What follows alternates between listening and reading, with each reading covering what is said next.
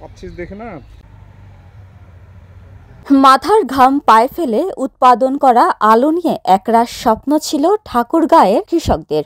তবে সেই আলুই এখন স্বপ্ন ভাঙছে তাদের। সংরক্ষণের অভাবে পচন ধরেছে আলুতে, আর পচন ধরা এসব আলু বস্তায় বস্তায় ফেলে দিতে হচ্ছে পুকুরে কিংবা রাস্তার ধারে। আসলে কৃষক এখন অনেক খারাপ একটা পরিস্থিতির মধ্যে যাচ্ছে, কারণ এখানে আমরা যে সংগ্রহ করে রাখছি আলুটা, এখন আমরা কাঙ্ক্ষিত দাম পাচ্ছি না। সর্বোপরি যে আমরা যে কোল্ড স্টোরেজে মজুত করে রাখবো বা কিছু পয়সার জন্য, সেটা আমরা এখন পাচ্ছি না।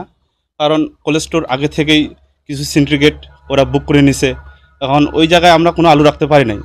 তো তারপরেও যদি কৃষি অফিস থেকে যদি আমাদেরকে কিছু সহযোগিতা করতো, যে আপনারা এইভাবে আলু রাখেন বা এইভাবে এটা কাজ করেন, কৃষি অফিস থেকেও আমাদের কোনো সহযোগিতা নেই। যার কারণে আমরা এখন আলু অনেক বাসায় এনে রাখছি, তো কিছু দামের আশায়। তো এখন দেখতেছি যে আলু আর আমাদের আগের মতো টিকতেছে না বা নষ্ট হয়ে যাচ্ছে বেশি, যার কারণে আমরা ক্ষতিগ্রস্ত।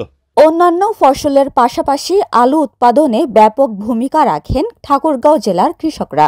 গেল মৌসুমে ঠাকুরগাঁওয়ে আলুর বাম্পার ফলন হয়েছে, তবে পর্যাপ্ত হিমাগারের অভাবে উৎপাদিত আলু সংরক্ষণে বিপাকে পড়েন কৃষকরা। হিমাগারের জায়গার সংকট দেখা দিলে বাড়ি কিংবা আশেপাশে টিনের শেড নির্মাণ করে সংরক্ষণ করেন আলু। তবে 2 মাস যেতে না যেতেই পচন ধরতে শুরু করেছে আলুতে। আলুর দাম নাই, আলু ধোয়ার জায়গা নাই, বিদায় আলু মনে যে পচে যাচ্ছে। তার পর্যন্ত মনে যে কোনো গৃহ আলু যদিও করছে, আলু মনে যে বিক্রি হচ্ছে না, পার্টি নাই, বিদায় আলু ফেলে দেওয়া হচ্ছে চৌকায়।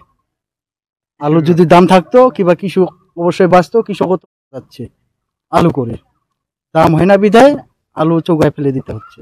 কৃষি বিভাগ তো নাই, বিদায় বোঝা যাচ্ছে যে কৃষি বিভাগ পাওয়া যাচ্ছে না, বিদায় আলুর পরামর্শ কিংবা করতেছে না।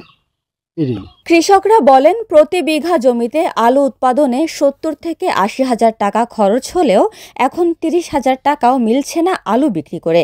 স্থানীয়রা বলছেন, একসময় কৃষকের উৎপাদিত আলু বিদেশে পাঠানো হলেও এখন দেশের আলু দেশেই পচে যাচ্ছে, শুধুমাত্র সংরক্ষণের অভাবে।